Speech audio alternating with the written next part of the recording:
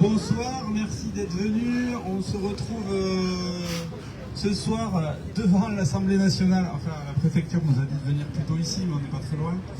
À l'occasion du Tour de France pour la santé, qui est une initiative qui regroupe plus de 70 syndicats, associations, collectifs, de la société civile, des partis politiques aussi. Pour défendre le système de santé français qui est attaqué de toutes parts par les puissances de l'argent.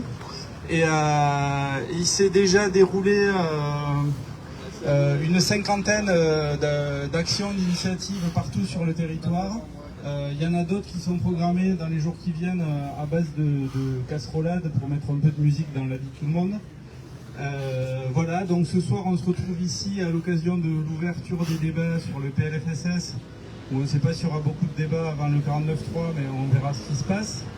Et voilà, donc il va y avoir un enchaînement de prises de parole, des gens qui le souhaitent. Pour s'inscrire sur le tour de parole, allez voir mon camarade Brahim qui va gérer ça d'une main de maître. Il fait ça très souvent dans nos réunions, il est très très fort là-dessus. Et voilà, après, que dire de plus, bienvenue, bonsoir. Les premiers inscrits sont déjà sur la petite liste de Brahim, donc je vais lui laisser appeler les premiers. Brahim, par qui on commence? Alors moi j'avais toi et ensuite j'avais Franck de Notre Santé en Danger ou quelqu'un d'autre. Non, on dit que vous vous mettiez d'accord pour... Ou toi tu veux faire Notre Santé en Danger? Eh ben oui, si tu veux. Notre Santé en Danger, vas-y. Mais c'est mieux. Allez, vas-y. Oui, c'est mieux, je préfère. Bonjour à toutes et à tous. Notre Santé en Danger, que l'on appelle souvent NSED, est composée d'associations, de collectifs, de politiques, de syndicats. Et il a lancé ce Tour de France de la santé officiellement le 11 septembre à la Bourse du Travail, mais bon, il s'était préparé depuis déjà quelques mois.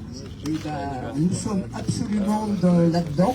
Et il faut savoir que tous les jours, les villes de Millau, Brest, Lille, la Dordogne, le Sud-Ouest, tout le monde s'y met, de façon quelquefois très drôle. Il y en a qui ont fait le tour des ARS de la région en vélo. Il y en a qui ont fait des conférences, gesticulées ou pas. Il y en a qui ont fait des prises de parole, des librairies, plein de... Chaque comité qui se monte pour ce Tour de France est absolument libre de ses actions. Et bon, elles vont perdurer parce que si on en discute aujourd'hui à l'Assemblée nationale, on craint quand même un bon 49.3. Donc voilà, notre santé en danger est bien vivant et puis place aux autres.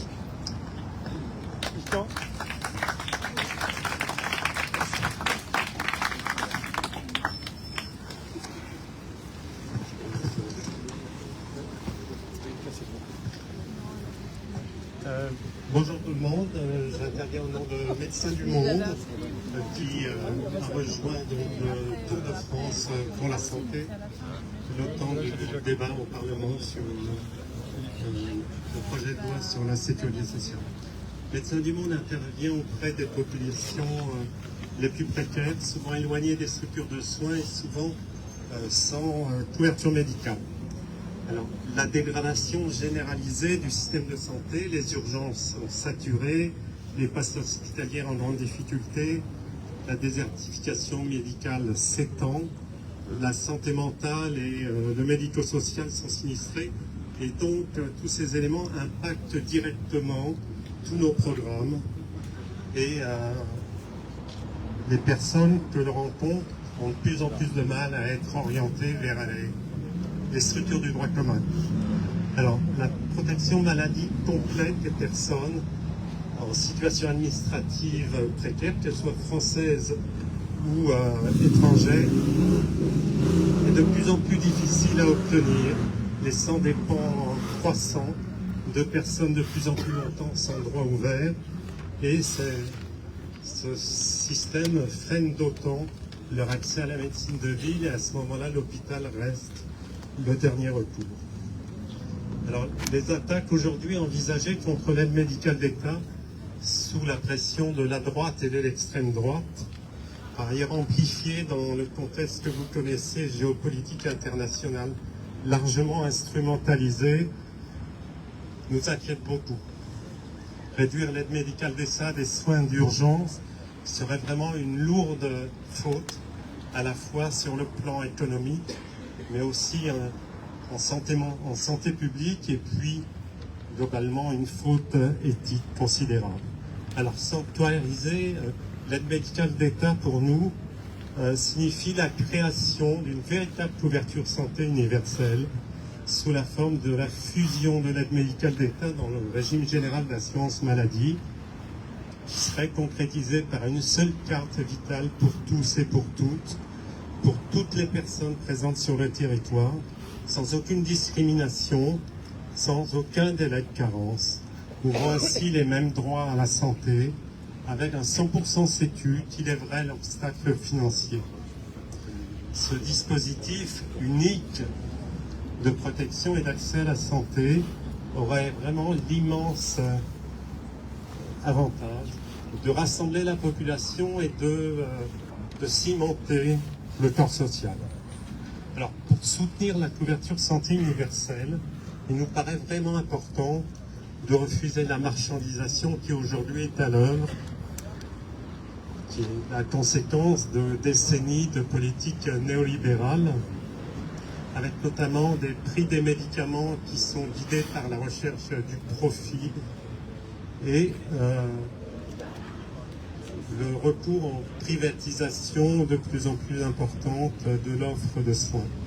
Alors pour conclure, parce que vous êtes nombreux à vouloir prendre la parole, et c'est très bien qu'il y ait un large front unique sur ces questions-là, pour répondre aux besoins de santé, s'atteler à la réduction des inégalités de santé, répondre aux déterminants de santé. Il est vraiment indispensable de hausser, d'augmenter le budget de la sécurité sociale. Et ce n'est pas le cas aujourd'hui de projet de loi de financement de la sécurité sociale qui est présenté avec un ONDAM à 3,2% qui n'est vraiment pas du tout à la hauteur des enjeux. Voilà, merci.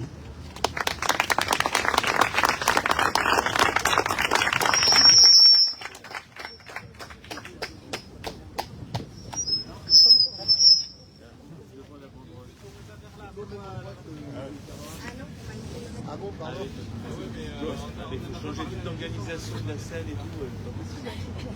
Oui, alors écoutez, moi je vais prendre la parole au nom de l'IFMIC CGT Santé et aussi en tant que secrétaire général de 2 établissements pédiatriques APHP dont le directeur général est M. Revel et il ne fait pas de cadeaux. Voilà, donc vraiment vous dire qu'on est à l'os et qu'on a de moins en moins de personnel et qu'on est très inquiet pour nos enfants et nos femmes enceintes, puisqu'à Trousseau nous avons une maternité de niveau 3 et à La Roche-Guyon nous n'arrivons pas à recruter du personnel faute de moyens de transport. Nous sommes déjà intervenus au Sénat sur ce sujet. Donc le projet de loi de finances de la Sécurité sociale 2024 n'intègre aucun financement supplémentaire pour compenser l'inflation et acte de fait un plan d'économie majeur.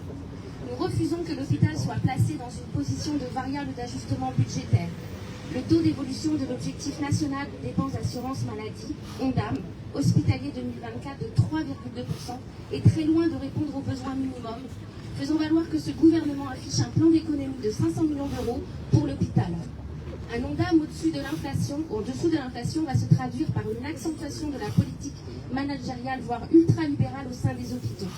La plupart des établissements hospitaliers ont vu leurs dépenses en énergie augmenter de 300%, alors que nous rentrons dans l'hiver et que va se poser la question de chauffer à minima certains services, par peur de ne pas pouvoir payer les factures dans nos hôpitaux vétustes, dont certaines maternités.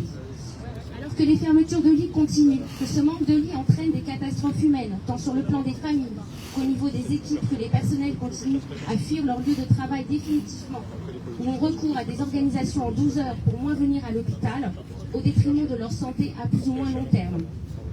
Cette politique se moque bien des personnels, se moque bien des patients ou des femmes.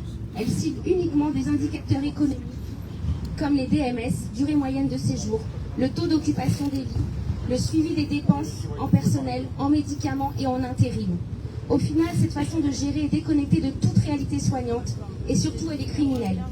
L'adresse a évoqué pour 2022 plus de 53 800 décès supplémentaires inexpliqués, même en tenant compte des épisodes Covid ou caniculaires. L'hypothèse émise par les statisticiens est que ce surplus de décès est dû à la dégradation des conditions d'accueil dans les hôpitaux. Nous, l'UFMID-CGT, demandons officiellement qu'une enquête parlementaire et paritaire s'ouvre pour faire la lumière sur cette surmortalité qui accentue en outre le malaise des soignants sans rien enlever au malheur des familles. Nous tenons à rappeler que nous ne sommes pas responsables des conditions dans lesquelles nous sommes obligés de travailler. Cette responsabilité est politique et c'est à ces derniers qu'il faudra demander des comptes. Merci beaucoup.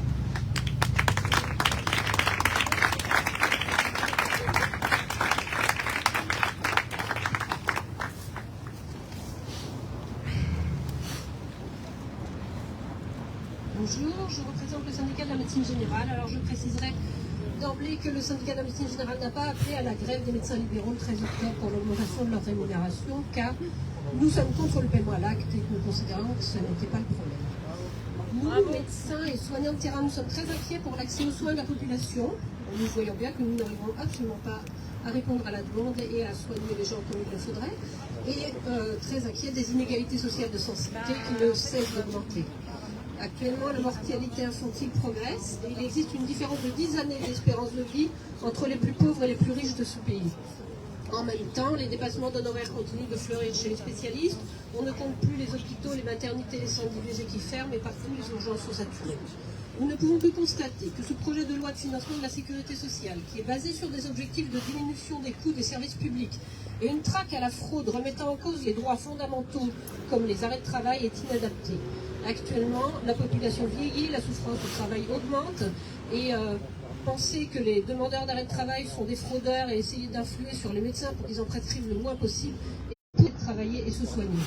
Au contraire, ce dont on a besoin, c'est d'une sécurité sociale qui prenne en charge à 100% pour en finir avec les inégalités liées aux assurances complémentaires. C'est possible, cela existe déjà en Alsace-Moselle et c'est beaucoup moins coûteux pour tout le monde. On a besoin aussi de la suppression des dépassements d'honoraires et des franchises. Le tout n'est pas d'avoir supprimé leur doublement, il faut les supprimer car elles pénalisent les personnes malades. Et il faut créer des structures de santé pluriprofessionnelles partout, des centres de santé, des maisons de santé, où les soignants puissent être salariés avec un financement par des forfaits qui prennent en compte les problèmes de santé des patients. Cela existe déjà dans des centres associatifs communautaires, il faut que ce soit généralisé. Et enfin, des conseils locaux de santé qui rassemblent des citoyens et des soignants pour définir les besoins des populations selon les endroits où elles vivent, en lien avec les risques du travail et de l'environnement, et dont les conclusions doivent être suivies de mesures concrètes. Donc il y a urgence, comme on l'a dit déjà avant, à construire une autre organisation du système de santé qui soit locale, démocratique et à la hauteur des besoins et des enjeux. Et par ailleurs, pour finir, nous sommes nous aussi très inquiets de la remise en cause de l'aide médicale d'État pour les étrangers qui déjà ont du mal à accéder à la médecine et à la santé. Cela entraînerait l'exclusion des personnes les plus en difficulté. Nous nous associons à l'appel des médecins qui demandent l'abandon de cette mesure injuste et nous demandons que toute personne vivant en France soit couverte par la sécurité sociale à 100% sans condition. Bravo.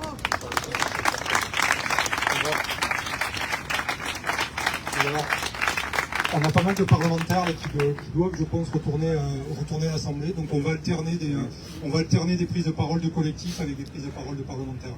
Mais j'appelle Madame Rousseau qui va intervenir et qui va repartir. Voilà, c'est à vous. Merci beaucoup. Oui, alors il y a beaucoup de parlementaires qui vont devoir repartir, notamment parce qu'il y a la motion de rejet là, du projet de loi de finances sur la sécurité sociale qui est étudiée actuellement dans l'hémicycle et donc on a besoin des votes de tout le monde. Donc merci à vous pour ce que vous faites. Là, les ministres se sont exprimés sur le projet de loi de finances et en fait, ce qui a été très flagrant, c'est que jamais le mot qualité des soins n'a été posé. Et évidemment, jamais la question des conditions de travail n'a elle aussi été posée. De sorte qu'en fait, on a eu une présentation du budget qui était une présentation comptable du budget sur la base des économies que nous allions réaliser, mais pas sur la base des besoins de la population et comment y répondre. Et aujourd'hui, on est face à des difficultés que vous connaissez évidemment, qui sont un effondrement complet de l'hôpital public et notamment une fuite vers le privé, une augmentation du soutien au privé et une inégalité de traitement entre les personnes qui ont accès au public et au privé, puisque aujourd'hui l'essentiel des personnes en AME ou l'essentiel des personnes les plus pauvres vont à l'hôpital public et dépendent totalement de l'hôpital public. Et pour autant, ils s'effondrent puisqu'on préfère orienter les crédits vers le privé. De la même manière, on est dans une désertification médicale qui, sur certains territoires, pose énormément de difficultés et sur une non-reconnaissance de la pénibilité du travail dans bien des métiers de la santé. Donc, on va faire une motion de rejet qui a été présentée par nos amis LFI qui sont ici et que nous allons évidemment soutenir.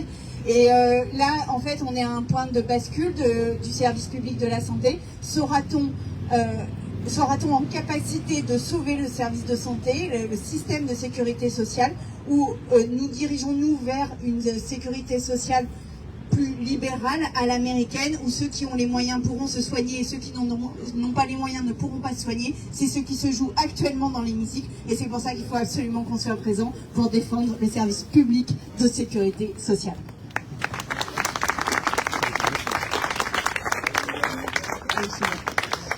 Bonjour à toutes et tous. Je voudrais d'abord dire que nous sommes nombreux parlementaires de mon groupe, parlementaires aussi, donc je voudrais saluer parce que je crois que c'est important pour nous d'être présents ici. Adrien Quatennens, Mathilde Digné, Anne Stambach, Muriel Lefpro, Karen Hérodi, Catherine Couturier, Pascal Martin, je suis désolée, je suis un peu long, mais François Picmal, René Pilato. Sylvain Carrière, puis je passerai après la parole à Derma Modé, Maxime Lenné, Christophe Beck, Sylvie Ferrer. Voilà. Pourquoi nous sommes aussi nombreux et je me suis permis de dire ça? Parce que nous menons des batailles avec vous et c'est extrêmement important, votre cadre de mobilisation avec les associations, les syndicats, les collectifs comme le CH et bien d'autres. Nous menons des mobilisations comme à Carré où il y avait beaucoup de monde pour combattre et pour se battre pour les hôpitaux, pour que le maintien des hôpitaux menacés. Bon, il y a bien d'autres luttes locales que je ne vais pas ici citer. Je voudrais vous dire un petit mot aussi sur le fait que, pour ma part, je suis députée de Seine-Saint-Denis. Vous le savez, qui a le triste record titre de premier désert médical de France. Ça se sait pas toujours. Premier désert médical de France, qui est pourtant le département le plus pauvre et le plus jeune de l'Hexagone. Et c'est un département aussi, comme par hasard, où la mortalité infantile est la plus élevée. Elle est en train de progresser et notamment une des causes, on le sait, l'ARS le dit elle-même, c'est parce qu'il n'y a plus les structures de santé pour pouvoir faire en sorte que les mamans, les futures mamans ou les nouvelles mamans puissent avoir entièrement l'accès aux soins. Voilà, donc ça veut dire aussi que l'effondrement du système de santé publique il tue tout simplement et que nous sommes en train d'assister à une catastrophe sociale et même à une catastrophe humanitaire qui est l'effondrement du système de santé publique. Voilà où nous en sommes. Et c'est évidemment le combat que nous allons mener à l'Assemblée nationale, mais évidemment, vous le savez, il y a un 49.3 qui se profile sans doute dans les prochaines heures. C'est pour vous dire aussi que ce combat, on le mènera avec vous. Et en fait, sans votre combat, nous ne pouvons quasiment rien faire, en fait. C'est-à-dire que le combat qu'il y a dans l'Assemblée nationale, il n'est utile que parce que vous faites tout ce combat-là, les associations, les syndicats, et que nous travaillons ensemble pour pouvoir nous battre demain pour un système de santé publique de qualité pour toutes et tous. Voilà, je vais laisser maintenant la parole à Damien Modé, qui est chef de file, un des chefs de file pour la France Insoumise pour ce PLFSS. Merci beaucoup Aurélie, merci tout le monde, merci au Tour de France Santé d'avoir organisé cet événement. Désolé, j'ai la voix qui déraille, mais rassurez-vous, Aurélien Rousseau a reculé sur sa volonté de doubler les franchises médicales. Du coup, je pourrais avoir des médicaments à des prix corrects pour me soigner. Ce que dit Aurélie est vrai. On est dans une période aujourd'hui d'effondrement du système hospitalier, on le voit partout. On a des chiffres qui sont ahurissants. SAMU Urgence de France, qui est quand même l'ancien président de SAMU Urgence de France, c'était François Braun, qui est l'ancien ministre, qui nous explique que sur le mois de décembre 2022, il y a eu 150 décès, faute de prise en charge. Le chiffre de la CGT, ils sont à 1000 décès sur l'année 2022. C'est en fait dans une situation de catastrophe sanitaire, et face à ça, on a un ministre qui vient avec un budget, qui dit, je cite, qui est un budget d'après-crise, qui est un budget où on revient à la raison avec une trajectoire responsable. Mais aujourd'hui, c'est complètement dingue de dire ça, et si vous êtes là, vous le savez, c'est que ce qu'il faut dire aux gens, c'est que la trajectoire qu'ils proposent, elle est tout sauf responsable. Quand aujourd'hui, chez moi à Limoges, il y a des gens qui attendent jusqu'à 9 jours aux urgences. 9 jours. Quand on a des services d'urgence qui ferment partout, quand on a autant de suspicions de décès faute de prise en charge, proposer un budget qui selon la Fédération Hospitalière de France. Hein. C'est pas ceux avec qui on bosse le plus. La Fédération Hospitalière de France a des chiffres sérieux. Leur président est quelqu'un qui est membre du parti Horizon, donc c'est quelqu'un qui est plutôt de la majorité présidentielle. Même eux disent il manque 3,5 milliards d'euros pour les hôpitaux, ne serait-ce que pour payer l'inflation et pour payer les hausses de salaire.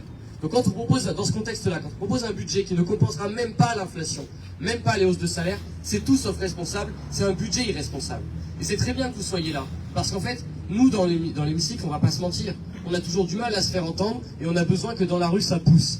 Et c'est vrai que ce qu'on voit de plus en plus, peut-être à Paris on voit moins de manifs, c'est vrai, parce que je pense que même en 2019, le CIH, le CIU a beaucoup donné. Par contre, ce qu'on voit, c'est que dans toutes les villes, bon, les Parisiens diraient de province, alors moi qui ne le suis pas, je supporte pas ce terme, mais en tout cas dans toutes les villes, en dehors de l'Île-de-France, comme on voit à Carré, on a vu à Langres, il y a des mobilisations colossales qui s'annoncent. Franchement, à Langres, 7000 habitants, à Bagnères de Bigorre, à Langres, il y a 7000 habitants, 6000 personnes dans la rue.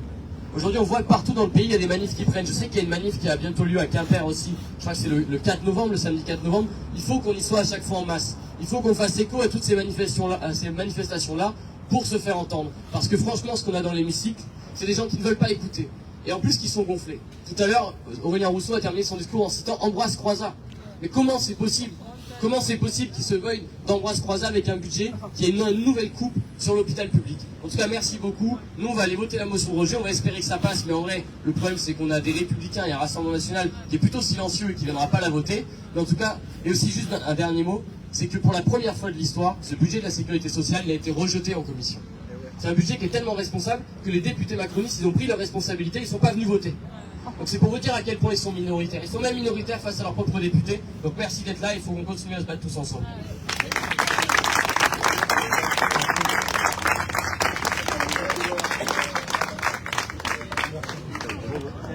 Merci. Bon, vous n'êtes pas en retard. Bonjour à tous, je suis Soham de Femmes Solidaires et donc Femmes Solidaires est une association féministe qui appartient donc au groupe Notre Santé en Danger et qui soutient toute l'action parce que nous savons, nous, que les femmes sont principalement concernées par les problèmes de santé. Pourquoi ?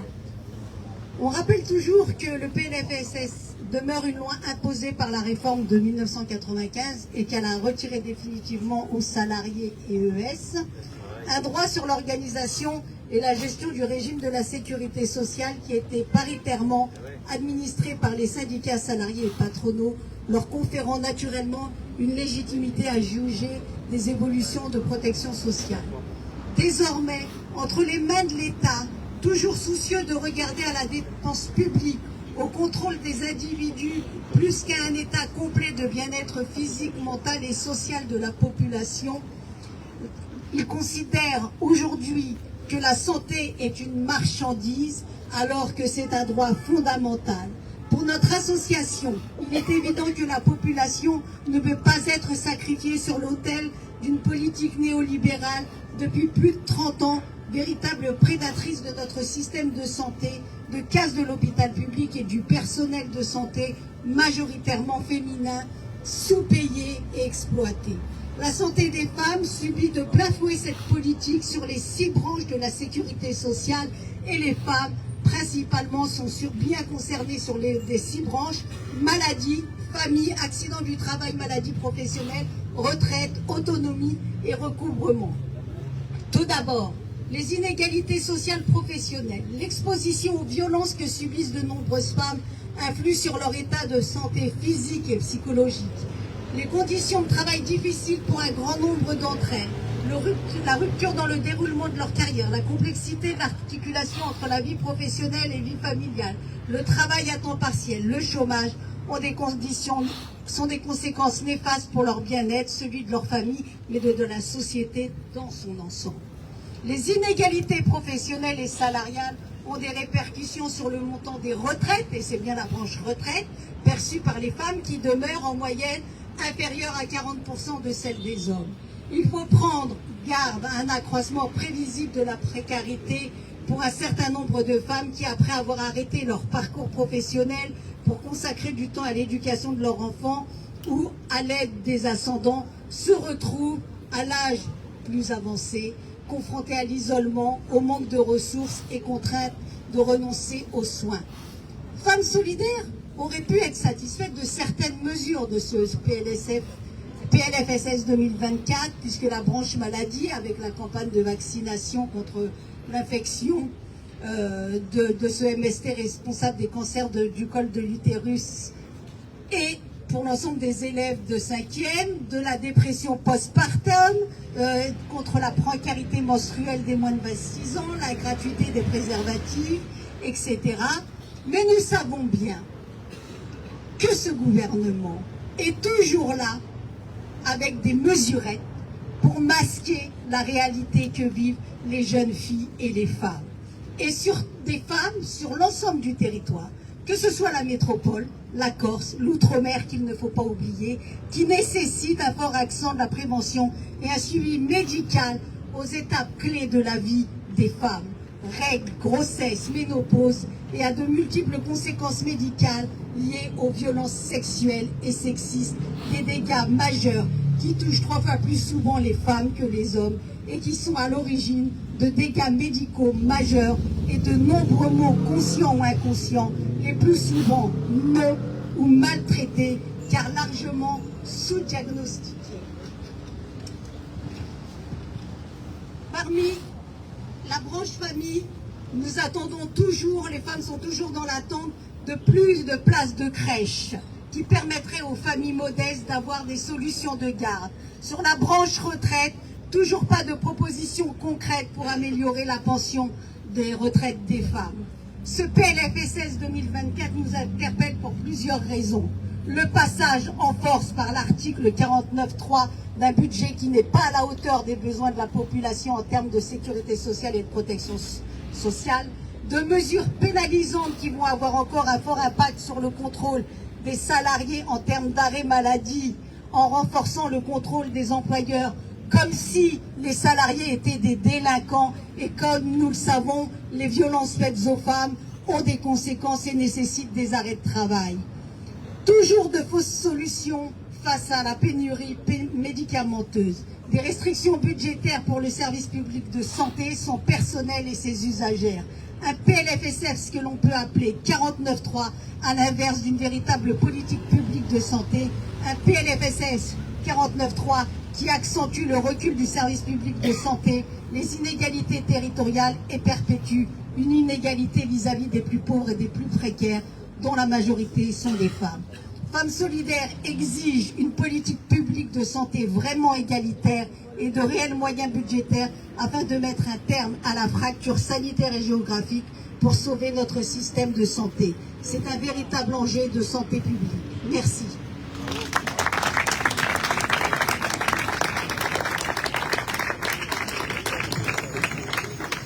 Oui, bonsoir à toutes et tous. Ramon Villa pour la Fédération Sud Santé Sociaux. D'abord, je voudrais remercier Françoise Ney, qui ne peut pas être là, mais qui, depuis cet été, œuvre 24 heures sur 24 pour la réussite de ce Tour de France de la santé. Tour de France qui, il y a un an encore, on ne savait même pas ce qu'on allait faire. Notre Fédération Sud Santé Sociaux, depuis sa création, a le souci d'œuvrer à la convergence des luttes, et c'est bien dans ce cadre-là qu'elle participe de manière active à la plateforme Notre Santé en danger, et plus largement depuis quelques temps donc à ce Tour de France de la santé. Il y a un an, on s'est retrouvé une poignée à se dire voilà, comment on peut défendre notre service de santé, notre bien commun. On a eu l'idée dans un premier temps d'organiser le 6 avril, la veille de la journée mondiale de la santé, le procès contre les politiques sanitaires de Macron et de ceux qui l'ont précédé. À la suite de ce procès qui a eu un succès d'estime, on s'est dit qu'est-ce qu'on pouvait encore initier par rapport au prochain vote du PLFSS. L'idée a germé de ce Tour de France de la santé. On ne pensait pas que ce Tour de France réunirait plus de 70 organisations, associations, collectifs, syndicats, groupes politiques. Pour nous, c'est déjà une réussite. On ne savait pas que cette initiative réunirait plus de 70 initiatives dans tous les coins de France.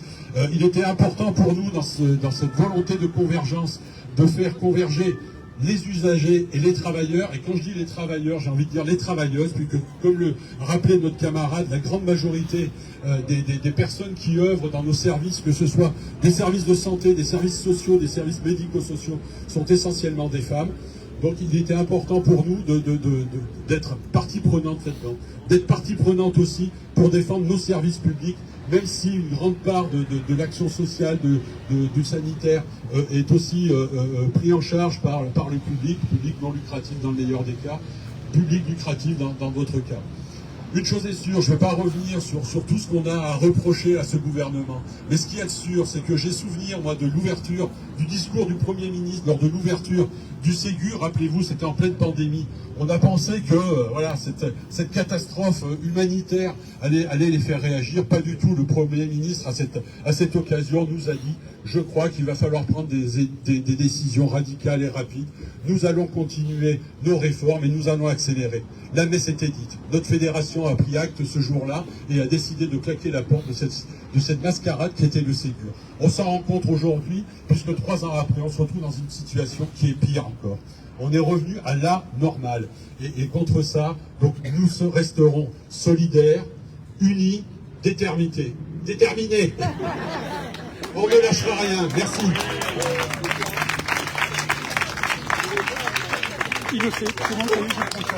Bonjour, Olivier Milleron, moi je suis du collectif Interhôpitaux, je suis cardiologue à Bichat.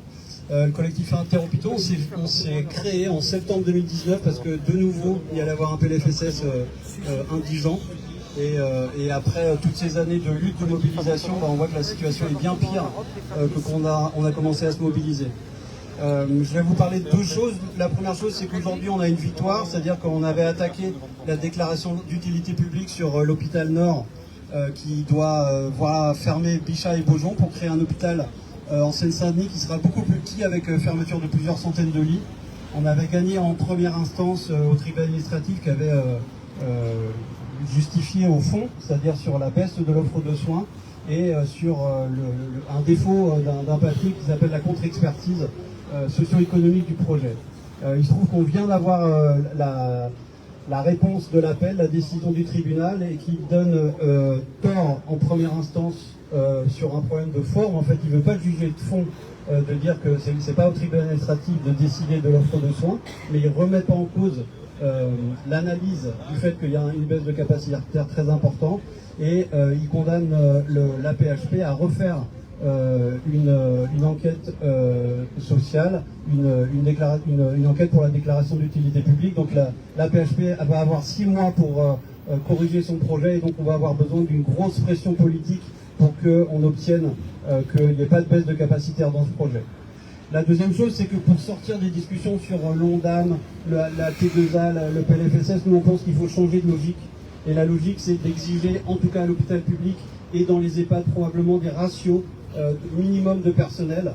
Si moi, ma compagne, elle est directrice de crèche, le jour où il n'y a pas assez d'auxiliaires de puéricultrices par rapport au nombre de gamins, elle refuse les gamins. À l'hôpital, ça n'existe pas du tout, ça.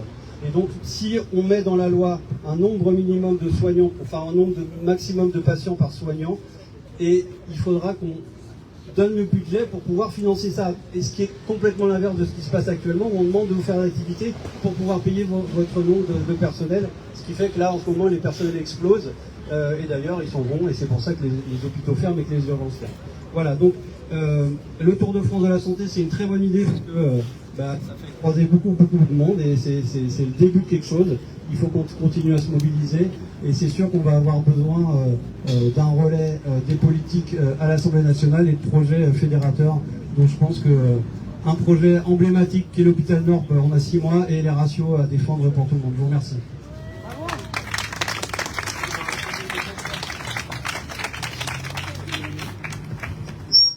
Vladimir Nietu pour le Mouvement populaire pour la santé, Health Movement, qui est une coalition mondiale sur la question de la santé. Alors nous avons participé à ce beau mouvement de construction du Tour de France de la santé qui permettait pour nous de rassembler à la fois les usagers de la santé et les professionnels, parce que nous savons très bien que les questions de santé, ce ne sont pas la question des professionnels de santé, mais c'est bien le problème de l'ensemble des usagers, de l'ensemble des assurés sociaux, pour conquérir un droit à la santé qui aujourd'hui est inexistant dans un certain nombre de territoires dans le pays. Alors pour ne pas répéter ce qui a été dit tout à l'heure, nous pensons que ce Tour de France de la santé devra se prolonger. Effectivement, nous avons tenté, après la crise du Covid, de relever le défi de la mobilisation dans le champ de la santé. Il y a encore énormément de travail à faire. Et le gouvernement doit savoir que nous ne nous arrêterons pas là. Alors deux choses. Premièrement, le signal qui va être donné au Parlement est un signal extrêmement important, non pas uniquement pour les usagers français, pour les assurés sociaux français, mais aussi pour les usagers, les assurés sociaux de toute l'Europe. Parce que ce qui se passe en France, c'est aussi la convergence des politiques d'austérité à travers toute l'Union européenne. Et le signal qui est envoyé aujourd'hui par notre gouvernement, c'est on continue comme avant, on approfondit l'austérité et on applique ce qu'on a commencé à appliquer en 2012 en Grèce, qui a été le laboratoire de la crise sanitaire dans toute l'Europe. On essaye d'appliquer une politique d'austérité qui va s'étaler sur toute l'Europe. Et c'est pour ça que nous aurons besoin encore plus demain qu'aujourd'hui d'unité, de rassemblement, de liens plus étroits entre les associations d'usagers, les associations de professionnels, les syndicats, les associations et les partis politiques. Merci.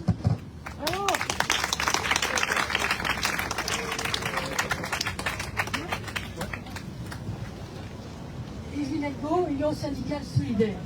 Alors nous constatons que ce gouvernement ne fait que recourir au passage en force avec le 49.3 qu'il est en train d'étudier pour passer ce projet de loi financement de la sécurité sociale et un budget bien sûr austéritaire à l'image du gouvernement ultralibéral qui fait fi des besoins de la population et qui en outre met en place le contrôle des arrêts maladie sans donner aucune solution alors qu'il y en a, parce qu'en fait il organise un véritable déficit de la Sécu alors que dans le même temps il accorde 72 milliards d'euros d'exonération de cotisation sociale patronale quand même. Alors nous, ce qu'on dit, c'est qu'on peut résoudre ce problème de soi-disant trou de la Sécu en supprimant l'exonération de cotisation sociale patronale et en mettant aussi en place une cotisation sociale sur les dividendes des actionnaires, parce qu'il faut quand même se souvenir qu'il y a quand même eu pas loin de 80 milliards d'euros versés aux actionnaires des entreprises du CAC 40 en 2022. Donc des sous, il y en a et on peut financer la sécurité sociale. Et nous, ce qu'on dit, c'est qu'il faut un 100% sécu pour couvrir tous les risques maladie, vieillesse, dépendance, accident du travail, etc. Tous les risques doivent être couverts et le financement doit en être assuré. À notre sens, il faut aussi reprendre la main sur la sécurité sociale et pas laisser la gestion à l'État, le pouvoir à l'État comme il est en train de le faire face à l'Assemblée nationale en passant en force le projet de loi de rigueur de financement de la sécurité sociale. Pour nous, il faut restaurer la démocratie sociale en redonnant le pouvoir de décision à la population, aussi bien concernant la gestion de la Sécu qu'un vrai pouvoir de décision sur les moyens budgétaires, en associant la population et en redonnant aux représentants syndicaux des salariés un mode d'élection professionnelle qui lui redonne une légitimité pour un vrai pouvoir décisionnel pour la gestion et les décisions des moyens budgétaires alloués à la sécurité sociale, parce qu'il faut prendre les choses par la base et redonner le pouvoir de décision aux assurés sociaux. Avec l'Union syndicale solidaire, avec la Fédération Santé Sociaux, s'associe au Tour de France de la santé et appelle aux mobilisations, 70 rassemblements déjà. Nous continuons le combat car la Sécu, on s'est battu pour la gagner, on se bat pour la garder.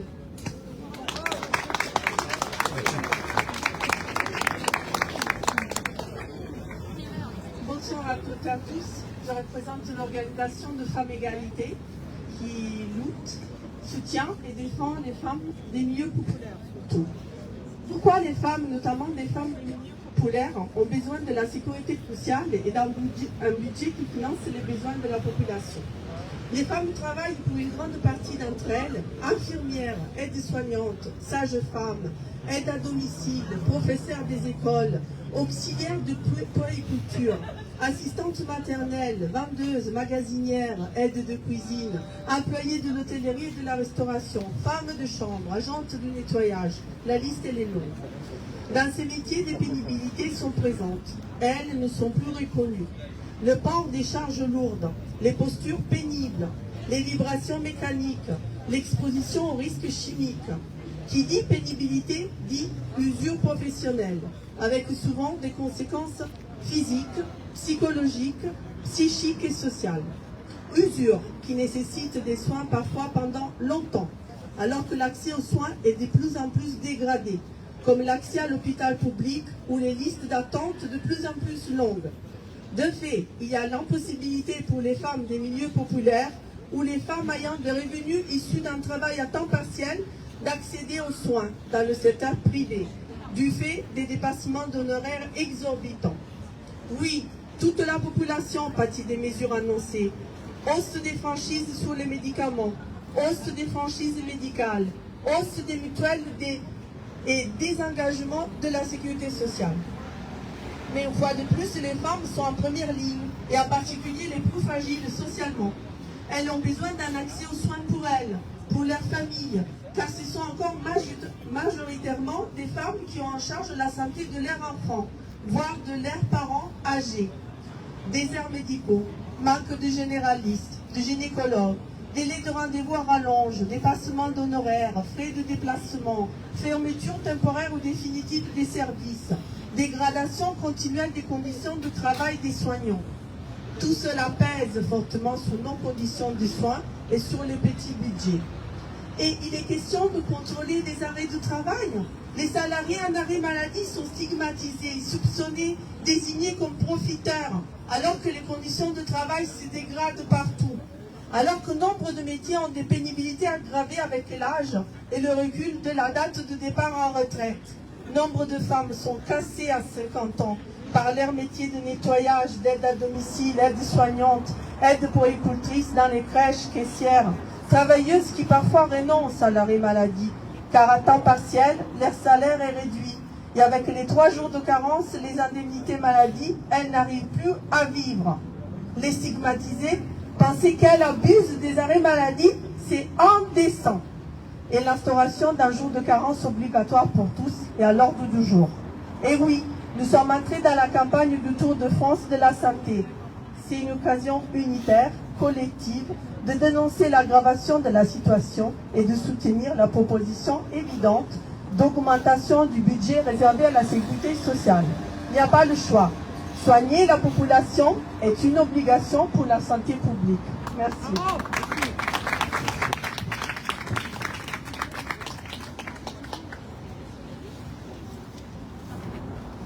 Oui, je m'appelle Suzy Rothman, et je représente ici le collectif Avortement en Europe, les femmes décident.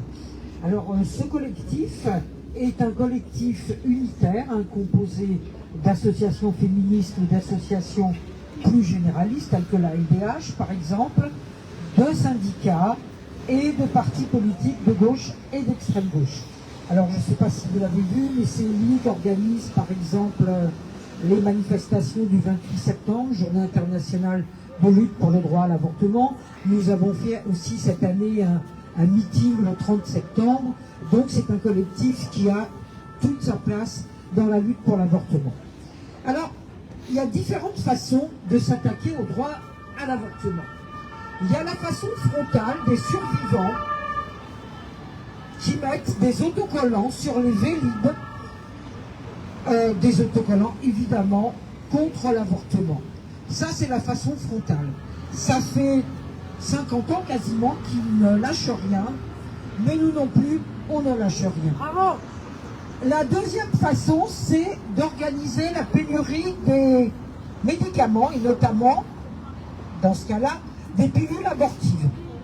Ça, c'est pas mal non plus pour éviter que les femmes puissent avorter. La troisième solution, c'est la solution que vous connaissez tous et toutes, c'est de carrément fermer les lieux où se pratiquent des avortements. C'est-à-dire qu'on sait très bien que quand on ferme un hôpital de proximité, une maternité de proximité, eh bien, le centre d'interruption volontaire de grossesse se trouve dans la maternité. Et donc, mécaniquement, eh bien, on a fermé un endroit où les femmes peuvent venir avorter. Et ça veut dire qu'elles vont être obligées de faire plusieurs dizaines de kilomètres pour pouvoir avorter. Ça complique tout. parce qu'il ne faut pas oublier que les délais de l'avortement sont contraints. C'est pas comme si on a n'importe quelle maladie, on peut se faire soigner comme on veut. Le fait d'être enceinte n'est pas une maladie, mais les délais sont contraints pour pouvoir avorter. Donc nous prenons toute notre place dans la campagne du Tour de France de la santé, voilà, et nous combattons comme vous contre la casse de l'hôpital public, et nous continuerons toujours comme vous. Merci beaucoup.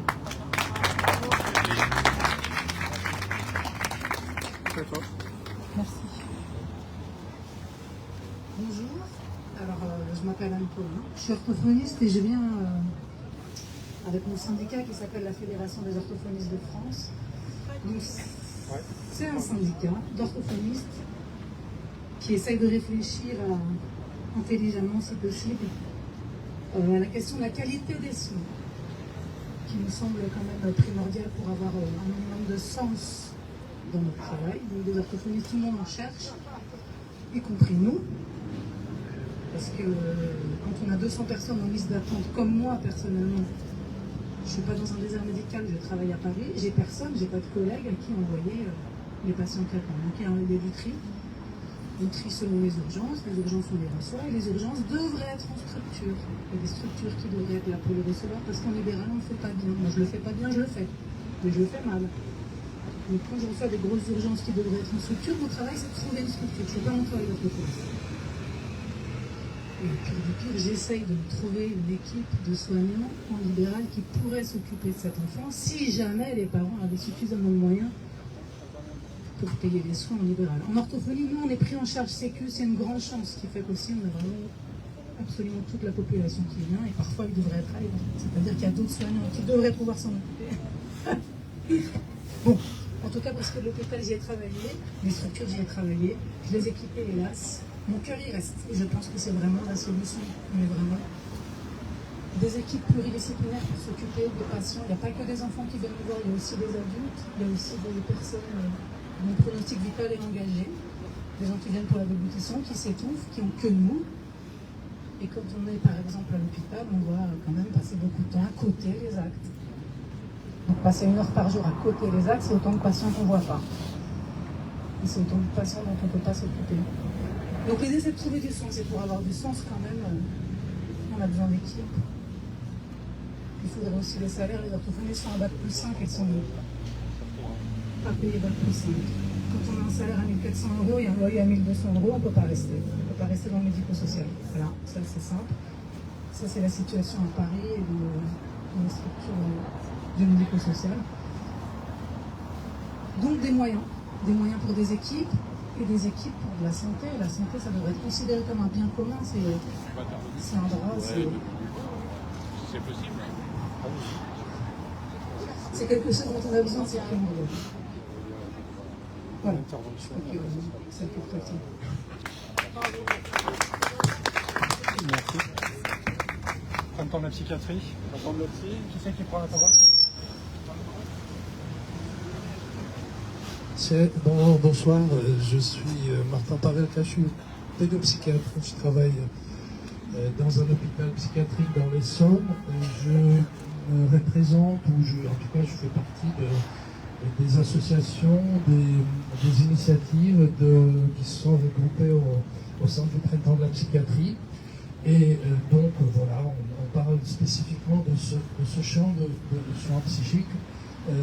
J'ai pas pensé prendre la parole, je suis parti du boulot tout à l'heure, tous mes collègues sont rentrés chez eux, je crois qu'ils ne sont pas au courant qu'il y a une manifestation, c'est très dommage, et pourtant on souffre beaucoup de ce qui va sortir de cette loi qui va à nouveau baisser, je pense, les dépenses de la santé, à moins que je me trompe, si vous avez des nouvelles qui sont contraires à cela. Et donc nous sommes dans une sorte d'effondrement. À l'hôpital, il y avait une crise, on a annulé une réunion de commission médicale d'établissement parce qu'en fait, la direction a compris qu'il n'y a plus d'infirmiers à l'hôpital, qu'il doit faire une réunion d'urgence pour pouvoir faire fonctionner les unités d'hospitalisation de notre hôpital. Alors très facilement, du coup, les managers disent Bah oui, il n'y a plus de soignants, donc on ne peut pas, vous voyez. Mais c'est en fait le renversement. Les conditions de travail à l'hôpital sont telles que les gens s'en vont, et c'est pour ça que ça ne fonctionne pas. Alors que le manager va retourner des choses, il va dire il n'y a pas de soignants, donc on ne peut pas fonctionner, on doit fermer les unités, etc. Et donc les gens sont conscients de ça, mais je crois assez abattus, assez désespérés, et donc pas présents, pas motivés, pas dans l'initiative. Bon. On essaie quand même de traverser cette période avec le printemps et d'autres initiatives comme le collectif des 39 ou l'appel des appels. Nous pensons que dans les 5-6 ans à venir, les choses restent un peu désespérantes, mais que malgré tout, dans notre discipline, on a le sentiment que notamment le manque de médecins, de pédopsychiatres, qui est très très important, va peut-être se résorber avec la nouvelle maquette, nouveaux changements qu'on a imposés. Et donc on se demande comment traverser ces années à venir, ces 5, 6, 7, 8 années qui vont continuer à détruire notre champ clinique et professionnel, mais on a besoin quand même de transmettre. Et du coup, on organise maintenant, depuis l'année 2022, ce qu'on appelle les assises citoyennes du soin psychique, et dont le printemps est beaucoup le moteur. Les prochaines auront lieu en mai prochain, en mai 2024. Et puis comme ça, tous les 2 ans, on va faire ces assises avec le but de pouvoir continuer à transmettre quand même les pratiques qui existent encore et qui ont fait leur preuve, notamment dans la psychiatrie et dans la pédopsychiatrie, en attendant que éventuellement, sur le plan des moyens de psychiatres, la situation s'améliore, et puis peut-être, qui sait, quel est le futur de notre genre. Et peut-être dans quelques années, on aura des préoccupations complètement différentes. Peut-être tout ça va être balayé. En effet, on va réussir à démolir complètement les services publics, le chaos va s'installer, la météo va changer, et puis on va se préoccuper d'autre chose que de la santé mentale ou de la santé des gens en général. Bon, je ne devrais pas dire ça, en fait. Prenez-moi le micro. Est-ce que quelqu'un me prend mon micro et que j'arrête de dire des conneries, parce que c'est pas possible. Allez, je vois quelqu'un qui pourrait dire quelques mots. Pardon. Moi, je suis membre du collectif Interhôpitaux. Oui, voilà, mais Olivier a déjà parlé. Non, je pense que c'est important aussi qu'on termine peut-être sur des notes positives, parce que voilà, il y a des fois on peut gagner, et ce qu'a dit Olivier tout à l'heure pour l'hôpital Nord, c'est quand même une première, on a gagné une première bataille.